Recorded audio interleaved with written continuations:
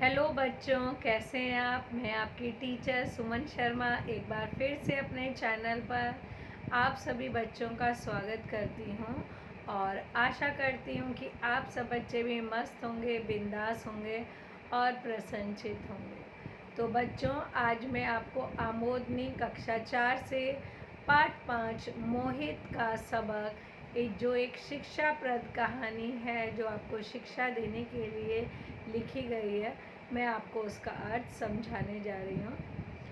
इस कहानी का अर्थ समझाने से पहले मैं आप सबसे रिक्वेस्ट करना चाहूँगी, अनुरोध करना चाहूँगी कि जो बच्चे पहली बार इस चैनल से जुड़े हैं, प्लीज़ वो मेरे चैनल को लाइक करें, शेयर करें और सब्सक्राइब करें, जिससे समय समय पर आपको हिंदी विषय संबंधी जानकारी मिलती रहे और हमें आपसे मोटिवेशन मिले, जिससे हम आपके लिए और बेहतर और आसान शब्दों में अर्थ ला सकें। तो बच्चों, पेश करते हैं आपके लिए पाठ 5 मोहित का सबक, जो एक शिक्षाप्रद कहानी है। प्रतिध्वनि। सीखने के लिए एक जुनून पैदा कीजिए। यदि आप कर लेंगे तो आपका विकास कभी नहीं रुकेगा। यानी खुद से मोटिवेशन। यदि हम किसी अच्छे काम के लिए जिद पकड़ लें कि हमें ये काम करना है, तो आप एक न एक दिन उसमें सफल होंगे और मार्ग में अगर कोई भी परेशानी आएंगी तो आप उनको दूर कर पाएंगे या फिर वो अपने आप ही आपसे दूर हो जाएंगी। पर आपका जुनून होना चाहिए। जैसे कि बच्चों का होता है जुनून, उन्हें क्या करना चाहिए, पढ़ाई करनी चाहिए, है ना। ऐसे ही हर काम का कोई ना कोई जुनून होता है, तभी उसमें सफलता प्राप्त होती है। जैसे कोई अगर खेलता है तो उसमें एक जुनून होता है कि मुझे इस खेल में जीत हासिल करनी है, तभी वह अपने गांव, शहर, अपने देश का, अपने परिवार का नाम रोशन कर पाता है। राह कभी भी आसान नहीं होती, बहुत सारी परेशानियां आती हैं, पर अगर आपको जुनून आ जाए कुछ सीखने की कि हाँ मुझे ये करना है, मुझे कुछ भी करके ये सीखना है, फिर आप आगे बढ़ सकते हैं। इस कहानी में आपको यही सिखाया जाएगा। जब स्कूल से घर आकर मोहित ने अपना बैग फर्श पे फेंका, तो उसमें से कुछ फटी हुई कॉपियाँ और पुस्तक बाहर निकलकर बिखर गई। उसकी माताजी ने जब देखा तो उसका पारा हाई चढ़ गया। होता है ना, आते ही बच्चे किताबें बहुत सारी फेंक देते हैं बैग को, कि जैसे बहुत बड़ा एहसान कर दिया हो, हम पढ़ कर आए हैं। उन्होंने एकदम उसके गाल पे थप्पड़ जड़ दिया और बोली, स्कूल में क्या पढ़ते हो, वहाँ यही सब सिखाते हैं क्या। कितने दिन से देख रही हूँ, कभी बैग फेंक देते हो, कभी मोजे और जूते निकाल कर इधर उधर मारते हो। सुबह से शाम तक जी तोड़ काम करती हूँ, तब कहीं जाकर मुश्किल से 1000 रुपये महीना मिलता है।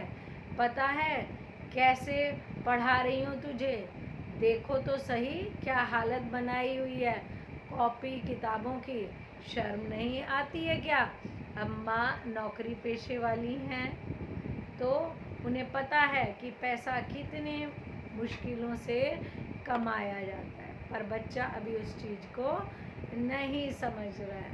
तो उसने उनको थप्पड़ लगाया और कहा, तुझे पता है रोज़ का मैं तेरा ड्रामा देख रही हूँ, कभी कहाँ चीज़ें फेंक देता है। मोहित की ऐसी आदतों से उसकी माँ बहुत परेशान थी। मोहित के पिताजी की एक हादसे में मृत्यु हो गई थी। घर का गुजारा मुश्किल से चल रहा था, यानी मोहित के पिता नहीं थे तो माँ अकेली कमाने वाली थी। तो बड़ी घर की हालत बड़ी तंग थी, बड़ी मुश्किलों से उसकी माँ पैसा कमा रही थी। उसकी माताजी को यह चिंता भी रहती थी कि मोहित पढ़ाई में रुचि नहीं लेता है। जैसे हर पेरेंट्स की होती है चिंता कि मेरा बच्चा पढ़ क्यों नहीं रहा है, उसी तरह मोहित की माँ को भी चिंता थी कि मेरा लाल पढ़ाई की तरफ क्यों नहीं ध्यान दे रहा है। उधर मोहित को अपनी माँ पर गुस्सा आ रहा था। पलंग पे वह पड़ा वह रोता रहा, कुछ सोच रहा था।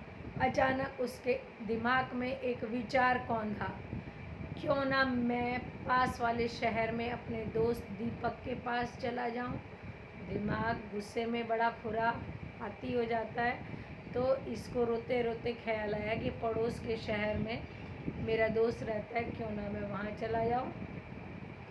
बस फिर क्या था, वह माँ के घर से निकलने का इंतज़ार करने लगा और जैसे ही वह पड़ोस में किसी काम से गई, वह चुपके से घर से बाहर निकल गया। बड़े कदम भरता हुआ चलने लगा। कुछ देर बाद मोहित की माताजी घर आ गई। जब उन्हें मोहित नहीं नज़र आया तो वे उसे ढूंढने लगी। फिर उन्होंने सोचा कि वह अपने किसी दोस्त के पास गया होगा, थोड़ी देर में आ जाएगा। माँ ये पहले उसको ढूंढा, फिर सोचने लगी कि शायद वो अपने दोस्तों के यहाँ पे गया होगा, आ जाएगा। धीरे धीरे अंधेरा घिरने लगा और रात हो गई। मोहित अभी तक नहीं लौटा था। उसकी माँ की चिंता बढ़ने लगी। उधर मोहित अभी दीपक के घर वाली गली में दाखिल हुआ ही था कि उसने देखा कि एक लड़का बिजली के खंभे की रोशनी में पढ़ने में व्यस्त था। वह उसके पास गया और उसे एकदम देखता रहा। फिर उसने पूछा, क्या कर रहे हो भाई?